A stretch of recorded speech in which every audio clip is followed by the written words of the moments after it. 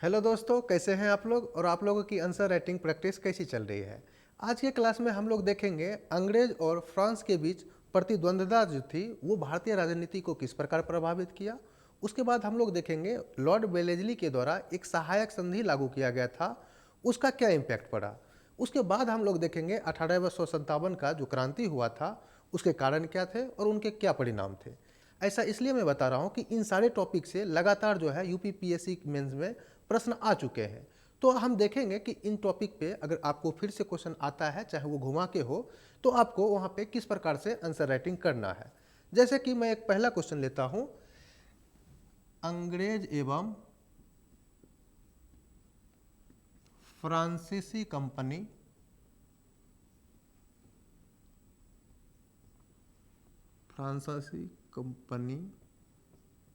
के बीच प्रतिद्वंद्विता का भारतीय राजनीति पर क्या प्रभाव पड़ा। देखो, इस क्वेश्चन में अगर आप देखोगे तो मूल रूप से कर्नाटक युद्ध के बारे में वो जानना चाहता है आपसे। कर्नाटक में आपको पता होना चाहिए 3 युद्ध हुए हैं। फर्स्ट युद्ध जो हुआ था वो 1746 से 48 तक हुआ था। दूसरा जो युद्ध हुआ है वो 1749 मतलब आप कह सकते हैं 48-49 तक हुआ था। वहीं तीसरा जो युद्ध हुआ है 1756 से लेकर 63 तक हुआ है। और आपको ये भी पता होगा कि ये जो पहला युद्ध हुआ था वो अंत हुआ है एक्सला-शापेल की संधि से। एक्सला-शापेल की संधि, ये मैं सिर्फ आपको समझने के लिए बता रहा हूँ, इसलिए साइड में लिख रहे हैं। दूसरा जो युद्ध हुआ था वो पांडिचेरी के संधि से समाप्त हुआ था, पांडिचेरी की संधि से। और तीसरा जो युद्ध हुआ था वो आपका था पेरिस की संधि से। ये आपने अगर हिस्ट्री पढ़ रखा है पहले से तो आपको पता होगा। हम ये इसलिए बताए हैं कि इसी के आधार पर देखोगे तो ये पूरा जो क्वेश्चन आंसर है ये चलेगा। जैसे कि मैं यहाँ पे पहला पॉइंट लिखना चाहूँगा कि फ्रांसीसी और अंग्रेज जो थे इनके बीच प्रतिद्वंद्विता का आखिर परिणाम क्या हुआ।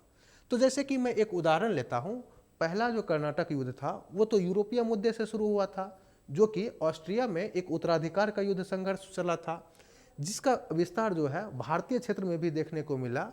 जैसे कि उदाहरण लेते हैं, हैदराबाद एवं कर्नाटक के उत्तराधिकार में हस्तक्षेप। यह हालांकि हुआ है द्वितीय कर्नाटक युद्ध में, जो कि आप देखोगे कहीं ना कहीं फ्रांसीसी और अंग्रेजों के बीच जो प्रतिद्वंद्विता चल रहा था उसका जो है ये परिणाम था। तो एक पॉइंट आपको यहाँ से निकल जाएगा। और जो आपको पहले मैं बता रहा था वो था जैसे कि उत्तराधिकार संघर्ष, जो कि मैंने आपको बताया ऑस्ट्रिया में चल रहा था, उसका विस्तार जो है आपको इंडिया में भी दिखेगा। उत्तराधिकार संघर्ष का भारतीय क्षेत्र में प्रभाव। तो ये आप यहाँ पे 2 पॉइंट निकाल सकते हैं। अगले पॉइंट की अगर हम बात करें तो इसके पश्चात आप देखोगे कि एक तरह से 3 जब कर्नाटक युद्ध हुए हैं उसमें अंग्रेजों की वर्चस्व स्थापित हो जाता है। तो आप ये भी एक पॉइंट बता सकते हो कि इन दोनों के बीच जो प्रतिद्वंद्विता हुई थी उसके पश्चात ये हुआ कि ब्रिटिश शासन का प्रभुत्व स्थापित। और ये कब से हुआ है? तो 1760 में अंग्रेज एवं फ्रांसीसी के बीच एक युद्ध हुआ था जिसे हम कहते हैं वांडीवास का युद्ध। वांडीवास का युद्ध, इसमें फ्रांसीसी पराजित हो जाते हैं और अंग्रेजों की विजयी हो जाता है। इसके पश्चात क्या होता है, एकमात्र जो है भारत में यूरोपीय शक्ति ब्रिटिश बनकर उभरती है, जो कि इन दोनों के बीच दुश्मनी का ही परिणाम था। तो ये तीसरा पॉइंट आप बता सकते हो। अगले पॉइंट के रूप में अगर हम देखें तो इसके पश्चात जो है भारतीय राजनीति पर जो प्रभाव पड़ा है कि जितने भी शासक हुए हैं उसका जो है कठपुतली के रूप में उपयोग किया जाना। तो ये आप यहाँ पे बता सकते हो, कठपुतली शासक बनाया जाना। इसमें आप फिर से एक उदाहरण दे सकते हो, जैसे कि कर्नाटक में चंदा साहब को बनाया गया था। उसी तरह से अगर हैदराबाद की बात करें तो दो के बीच यहाँ पे संघर्ष चला है जिनका नाम है नासिर जंग एवं मुजफ्फर जंग। यहाँ भी आप देखोगे तो फ्रांसीसी और अंग्रेजी ईस्ट इंडिया कंपनी के द्वारा दिलचस्पी लिया जाने लगा था, और अब कोशिश यह किया जाने लगा कि भारतीय क्षेत्र में जो भी नए जो है उत्तराधिकार का संघर्ष हो या फिर कोई भी राज्य में जो है कोई संकट हो तो इसमें ये लोग हस्तक्षेप करें। इसकी शुरुआत की अगर बात करें तो डुप्ले के द्वारा किया गया था, लेकिन बाद के जो भी ईस्ट इंडिया कंपनी के गवर्नर हुए वो भी कमोबेश यही भूमिका निभाते थे। तो ये पॉइंट भी आप ऐड कर सकते हो। अगले पॉइंट की बात करें तो आप देखोगे कि इनके जो बीच संघर्ष हुआ था उसके बाद भारतीय राजनीति में सबसे जो बड़ा इम्पैक्ट पड़ेगा आपको वो सैनिकरण को लेकर, यानी सैन्यकरण को लेकर। इसमें क्या हुआ, तो इसमें जो है भारतीय शासक को भी अब लगने लगा कि जो यूरोपीय सैनिक हैं वो ज़्यादा दक्ष हैं और उनके पास जो है प्रशिक्षण बहुत ज़्यादा है, तो ये अपने जो है सेना में यूरोपीय अधिकारियों की नियुक्ति की प्रक्रिया क्या हो गई, बढ़ गई। तो ये भी आपका एक पॉइंट बन जाता है। तो इस तरह से आप जो है ये सब पॉइंट बता सकते हो।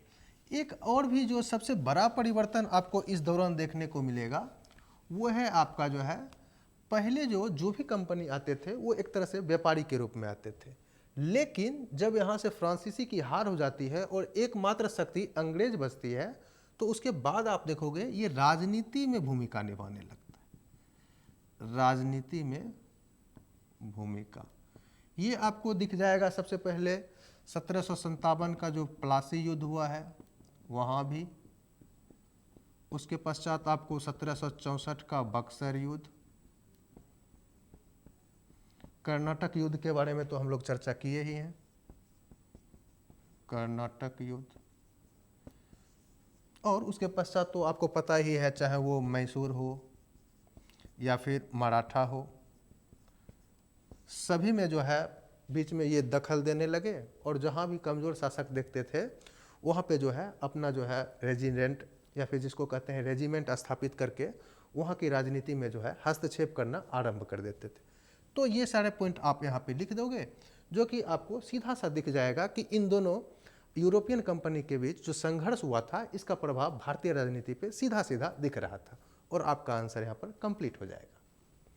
तो सबसे पहले हम यहाँ पर आपको क्वेश्चन लिख देते हैं, फिर हम लोग बात करेंगे कि ये जो लॉर्ड वेलेस्ली के द्वारा सहायक संधि लागू किया गया था उसका भारतीय राजनीति पर क्या प्रभाव पड़ा। क्वेश्चन है, लॉर्ड वेलेस्ली के द्वारा लागू सहायक संधि का भारतीय राजनीति पर क्या प्रभाव पड़ा। सबसे पहले तो यहाँ पे इम्पोर्टेंट हो जाता है कि आखिर ये सहायक संधि जो है होता क्या है। तो सहायक संधि का मतलब सीधा अर्थ होता है, अंग्रेज जो है वो प्रस्ताव देते थे किसी भी राज्य को कि आप हमारी जो है एक संधि, मतलब आप हमारे प्रस्ताव को मान लीजिए, इसके बदले में हम आपको दूसरे राज्य से सुरक्षा प्रदान करेंगे। इसका मतलब सीधा हुआ, इस संधि का अर्थ क्या हुआ, इस संधि का सीधा अर्थ हुआ दुश्मन राज्यों से सुरक्षा का वचन। अब थोड़ा और समझ लेते हैं कि इसमें होता क्या था। तो इसमें यह होता था कि अगर कोई भी दुश्मन राज्य जिस राज्य को सहायक संधि के तहत लिया जाता था उस पर आक्रमण होता था तो ऐसा माना जाता था कि वो हमला अंग्रेजों पे हुआ है और वो उसकी सुरक्षा के लिए तत्पर रहते थे। इसके बदले में अंग्रेजों के द्वारा वहाँ पर एक रेजिमेंट की स्थापना की जाती थी, रेजिमेंट की स्थापना। ये एक तरह से आप कह सकते हो सैनिक का एक दस्ता होता था, सैन्य दल, जो कि इस राज्यों की सुरक्षा में लगाया जाता था। तो ये हमने समझा बुनियादी बात, ये आखिर सहायक संधि होता क्या है। अब हम लोग देखेंगे कि इस सहायक संधि के प्रभाव में भारतीय राजनीति में जो है क्या आपको परिवर्तन देखने को मिलता है। तो सबसे पहले एक बात और भी हम समझ लेते हैं जो हमने अभी बताया उसी से, कि सहायक संधि के परिणाम स्वरूप आप देखोगे कि भारतीय राजनीति में ब्रिटिश का हस्तक्षेप, इसी से पॉइंट निकल जाता है। वो कैसे? तो ज्यों ही वो अपना जो है रेजिमेंट स्थापित करेगा तो इससे क्या होगा? इससे ये होगा जिस राज्य में ये रेजिमेंट स्थापित होगा वहाँ की कूटनीतिक शक्ति अंग्रेजों के पास, क्योंकि इसमें एक कंडीशन होता था कि जिस राज्य में सहायक संधि किया गया है वहाँ का जो भी डिसीजन होगा बाहरी राज्यों के साथ अपना संबंध स्थापित करने का, वो ब्रिटिश रेजिमेंट के अनुमति से ही होगा। और ब्रिटिश रेजिमेंट कहाँ से कार्य कर रहा था? तो ईस्ट इंडिया कंपनी के जो गवर्नर जनरल होते थे उसके आदेश पर। तो कुल मिलाकर आप कह सकते हो कि इसकी जो है स्वतंत्रता क्या हुआ, आप बाधित हो गया। तो ये आपको पहला पॉइंट लिखना चाहिए, इस पे जो है सहायक संधि के कारण भारतीय राजनीति पर क्या प्रभाव पड़ा। दूसरा पॉइंट आप बता सकते हो आर्थिक जो है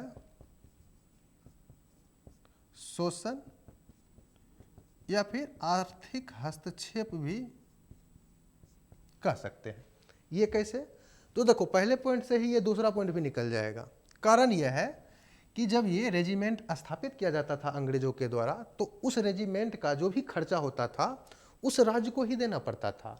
जैसे कि मैं एक उदाहरण देता हूँ, अगर मान लेते हैं अवध के साथ ये एक प्रकार का सहायक संधि किया गया तो अवध राज्य का ही कर्तव्य बनता है कि अंग्रेजों ने जो उसके पास एक रेजिमेंट स्थापित किया है तो उसका खर्च जो भी आता है उसका भुगतान अवध राज्य के द्वारा ही किया जाएगा। तो इस प्रकार से आप कह सकते हो रेजिमेंट या सैन्य खर्चों का बोझ सहायक संधि किए गए राज्यों पर थोपा जाना। दूसरा आप क्या कारण बता सकते हो?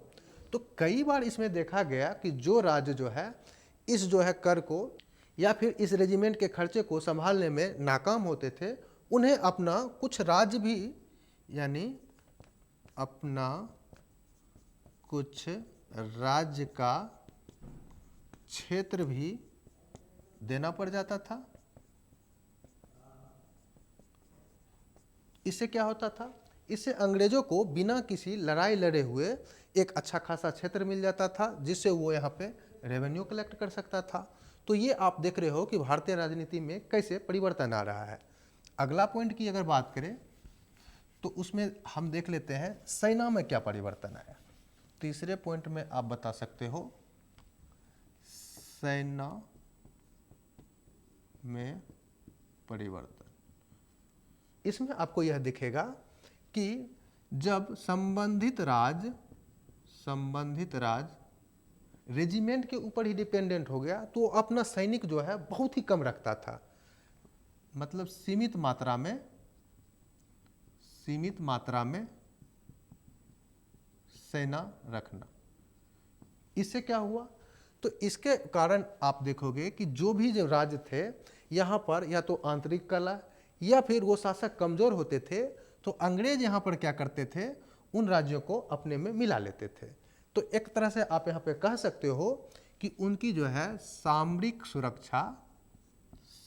सुरक्षा बाधित हुई।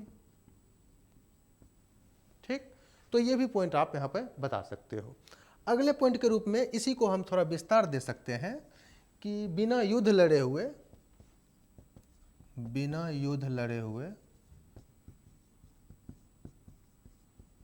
क्षेत्रों को प्राप्त करना। इसी को हमने पॉइंट में कन्वर्ट कर दिया। क्यों? क्योंकि अगर आप बताओ, जब राज्य कमजोर हो रहा है तो वहाँ पे युद्ध की कोई आवश्यकता ही नहीं है। वहाँ पे सैनिक जो है पहले से मौजूद है, वो जो है इसकी खुफिया जानकारी जो है कंपनी को शेयर कर देती थी, और जो है यहाँ पे एक जो है कठपुतली नवाब बना के जो है सिर्फ लोगों को संतुष्ट करने के लिए, और बाकी जो है वहाँ के रेवेन्यू पर अंग्रेजों के द्वारा कब्जा कर लिया जाता था। तो ये एक तरह से आपको देखेगा बहुत ही ज़्यादा बेनिफिट मिल जाता है। ऐसा उदाहरण आपको बहुत सारे मिल जाएंगे। जैसे कि सहायक संधि करने वाला प्रथम राज्य जो था वह हैदराबाद था। उसके बाद आप सुना भी हो गया अवध, बाद में फिर मैसूर के साथ भी किया गया, और अंत में तो आप लोग को पता है कि मराठा जो कि एक बहुत बड़ी शक्ति थी, और जब वो कमज़ोर हो जाते हैं तो उनके साथ भी लास्ट में वही हल किया जाता है। तो ये पॉइंट भी आप यहाँ पर लिख सकते हैं। और लास्ट में आप बता सकते हो कि इसके कारण जो है आंतरिक सुरक्षा भी बाधित हुई। वो कैसे? तो एक तरह से आप देखो कि अंग्रेजों के द्वारा प्रयास यह किया जाता था कि रेवेन्यू के ऊपर तो मतलब अपना कब्जा कर लिया जाता था, लेकिन वहाँ पे जो है एक डुप्लीकेट नवाब या फिर कह सकते हैं नाम मात्र का नवाब वहाँ पे रखा जाता था, जिस वजह से नवाब की तो बदनामी होती थी, क्योंकि उसके पास तो कुछ होता नहीं था करने के लिए, लेकिन जनता से तो रेवेन्यू कलेक्ट किया जाता था। तो इस वजह से नवाब की तो बदनामी होती थी, और इस पर्दे के पीछे जो है अंग्रेज जो है अपना जो है माल जो है ऊपर करते रहते थे। तो इसके निष्कर्ष में क्या कहा जा सकता है? तो आप निष्कर्ष में बता सकते हो कि सहायक संधि न केवल संप्रभुता को सीमित कर रहा था, बल्कि अंग्रेजों की प्रभुत्व की ये स्थापना एक तरीके से कर रहा था। और इसी प्रकार से आप देखोगे कि इसी की अगली कड़ी भारत में जो एक औपनिवेशिक शासन स्थापित हो पाया, तो ये कहीं ना कहीं इसके जड़ में शुरू से सहायक संधि काम कर रहा था। तो इन सभी पॉइंट को बता के आप जो है आगे बढ़ सकते हैं। एक क्वेश्चन हम लोग देख लेते हैं 1857 के क्रांति के ऊपर। चूंकि आप देखोगे कि ये जो है बहुत वेल नोन क्वेश्चन है और इसके ऊपर बराबर क्वेश्चन पूछे जाते हैं। तो आइए पहले हम उसको देख लेते हैं। जैसे कि 1857 के ऊपर सबसे जो फेमस क्वेश्चन पूछा जाता है, 1857 की क्रांति के कारण एवं परिणाम को बताइए। पता है आप लोगों को कि 1857 की क्रांति जो है भारत में बहुत बड़ा परिवर्तन लेकर आया था। तो आइए एक बार हम फिर से समझ लेते हैं उसके कारण क्या थे। आप लोगों ने पहले से पढ़ रखा है, तो हम सिर्फ जो है यहाँ पर पॉइंट हाईलाइट करेंगे जो कि आपके आंसर राइटिंग में आने ही चाहिए। सबसे पहला पॉइंट हम लिखेंगे आपको राजनीतिक कारण। हम यहाँ पे पहले कारण ले रहे हैं, फिर बाद में आएंगे हम इसके परिणाम पे। तो राजनीतिक कारण में क्या था? तो ब्रिटिश के द्वारा जो है राज्यों का विलय किया जा रहा था, राज्यों का विलय। तो राज्यों के द्वारा विद्रोह किया गया, और ये जो है सबसे मेन कारण के रूप में आपको बता सकते हो, या फिर इसी में आप बता सकते हो अंग्रेजों की विस्तारवाद नीति। अंग्रेजों की विस्तारवादी नीति, ये हमारा रहा पहला कारण। दूसरा कारण आप बता सकते हो प्रशासनिक में।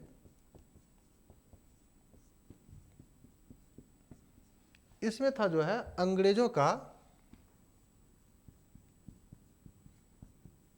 जटिल कानून एवं न्याय व्यवस्था में दोहरापन।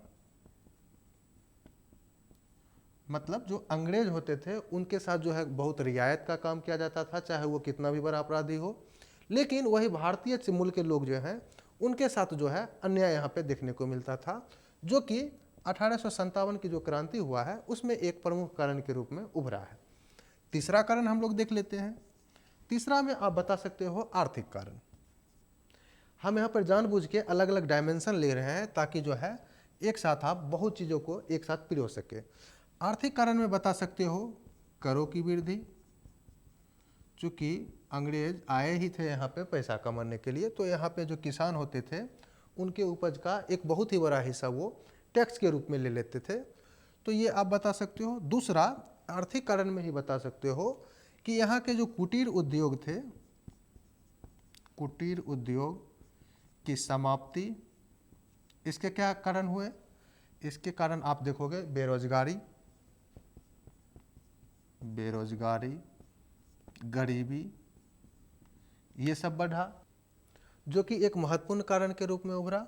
और तीसरी बात इसी में आप बता सकते हो, जो राज्यों का विलय अंग्रेजों के द्वारा किया जाता था तो वहाँ के जो जमींदार होते थे उसकी जो है जमींदारी चली जाती थी। तो इस वजह से आप देखोगे कि इस 1857 के विद्रोह में बहुत ही भारी संख्या में जमींदार भी आए थे, क्योंकि उनकी जो है जमींदारी चली गई थी। तो ये आप कह सकते हो जमींदारी जाना है। तो 3 पॉइंट हमने यहाँ पर देख लिया। अगले पॉइंट में जैसे एक लिख सकते हैं सामाजिक कारण, इसको आप बता सकते हो सामाजिक और धार्मिक कारण भी, क्योंकि ये दोनों जो है एक ही होता है, सामाजिक और धार्मिक कारण। तो यहाँ पे क्या समस्या था? तो अंग्रेजों के द्वारा ईसाई मिशनरी को प्रवेश दिया गया था, जिसके कारण यह हुआ कि भारतीयों को ईसाई धर्म में धर्मांतरित करने का प्रयास। इससे जो है भारतीयों को लगा कि हमारा जो है कल्चर जो है खतरे में है। इस वजह से आप देखोगे कि इनके मन में असंतोष आया और इन्होंने भी जो है तेज गति से इस विद्रोह को समर्थन दिया।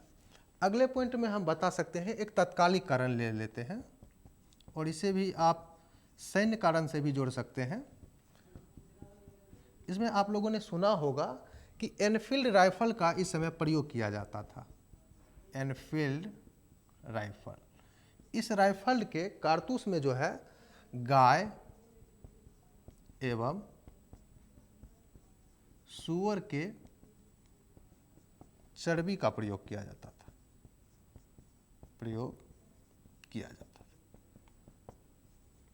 ये प्रॉब्लम कहाँ था?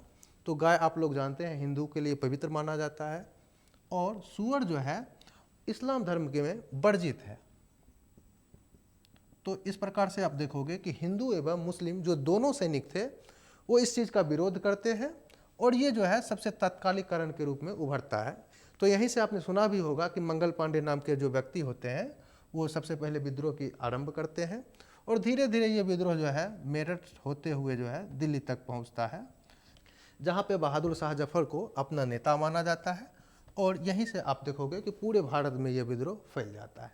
तो इतना कारण आप बता दोगे, हालांकि और भी कारण बहुत सारे हैं, लेकिन अगर मोटा मोटी इतना हम लोग चर्चा कर देंगे तो आपका काम हो जाना चाहिए। अब हम बात कर लेते हैं इसके परिणाम के ऊपर। तो परिणाम में मुख्य रूप से हम देखेंगे राजनीतिक परिणाम क्या हुआ। परिणाम में हम बात कर लेते हैं राजनीतिक। तो इसमें सबसे बड़ा परिवर्तन आता है 1858 का एक्ट,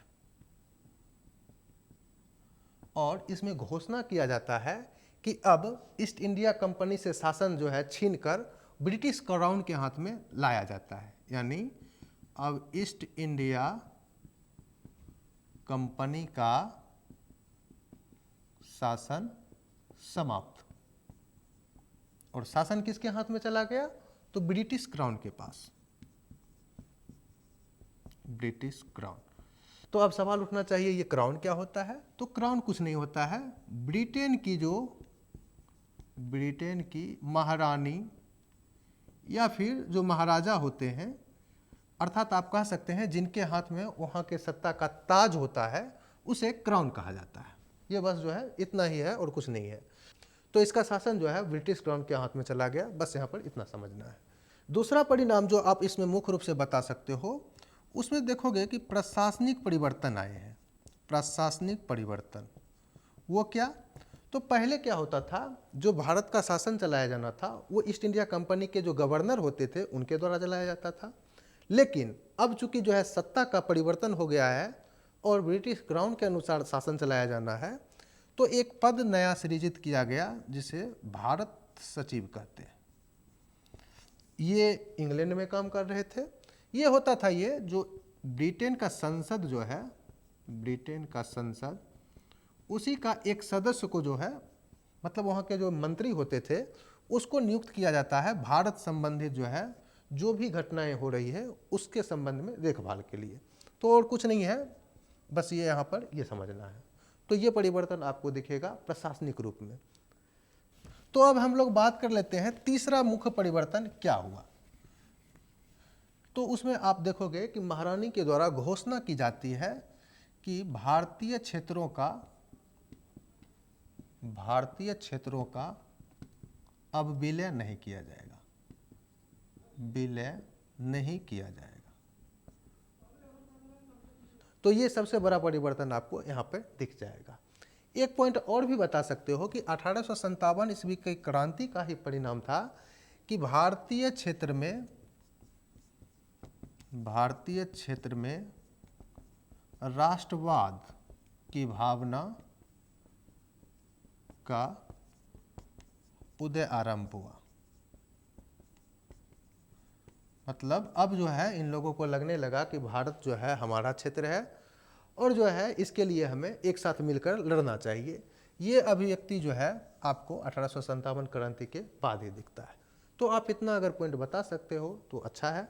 एक दो पॉइंट अगर आप मिस भी कर जाएं तो कोई बात नहीं है, इससे आपका जो है काम हो जाएगा। तो आज की क्लास में इतना ही। हम लोग जो है अगले क्लास में कुछ और भी जो क्वेश्चन है मॉडर्न इंडिया के उसे देखने का प्रयास करेंगे। तो अगर हमारा लेक्चर आपको अच्छा लगे तो लाइक और शेयर करना ना भूलें। साथ ही साथ इस प्रकार के कंटेंट से जुड़े रहने के लिए हमारा चैनल हिस्ट्री कनेक्ट को सब्सक्राइब जरूर करें। धन्यवाद।